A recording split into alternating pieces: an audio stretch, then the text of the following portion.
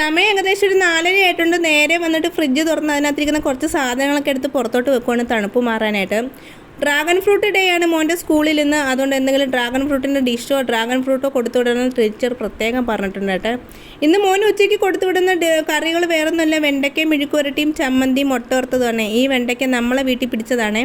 അങ്ങനെ അതൊക്കെ ചെറുതായിട്ട് കുനുകുനാന്ന് അരിഞ്ഞുകൊണ്ടിരുന്നപ്പോഴാണ് അമ്മ വരുന്നത്. അമ്മ വന്നിട്ട് ചോദിക്കുന്നുണ്ട് വെണ്ടയുടെ അകത്ത് വല്ല പുഴുവോ കാര്യങ്ങളൊക്കെ ഉണ്ടോയെന്ന്. പക്ഷേ പുഴുവും കാര്യങ്ങളൊന്നും ഇല്ലായിരുന്നു. എടുക്കുന്ന വെണ്ടകളിൽ പകുതിയും മുറ്റിയ വെണ്ടയായിരുന്നു. അങ്ങനെ നല്ല മുറ്റിയ ഒരു വെണ്ട നോക്കി ഞാൻ അമ്മയുടെ കയ്യിൽ തിരിച്ചു കൊടുക്കുന്നുണ്ട്. അതിനകത്തിരിക്കുന്ന അരികൾ നമുക്കെടുത്ത് പാകി വീണ്ടും വെണ്ട ഉപയോഗിക്കാമല്ലോ നമുക്ക്.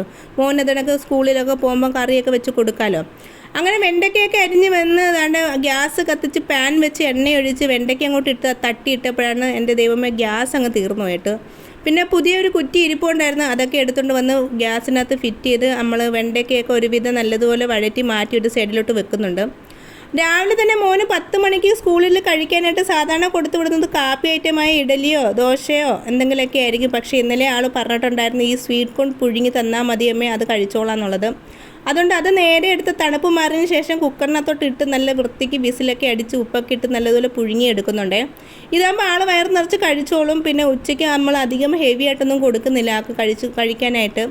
രാവിലെ കഴിക്കാൻ വേണ്ടി ദോശയും ചമ്മന്തിയൊക്കെ ഉണ്ടാക്കുന്നുണ്ട്. പിന്നെ 7 മണിയായപ്പോൾ മോനെ പോയി കറക്റ്റിന് വിളിച്ചുണർത്തുന്നുണ്ട്. അങ്ങനെ എഴുന്നേറ്റ് വന്ന് ഞങ്ങൾ കൈയോടെ പോയി അങ്ങ് നേരെ പല്ല് തേക്കാനായിട്ട് നിൽക്കുകയാണ്. ഇതിന് കുറേ സമയം എടുക്കും കേട്ടോ പല്ല് തേക്കാനായിട്ട്.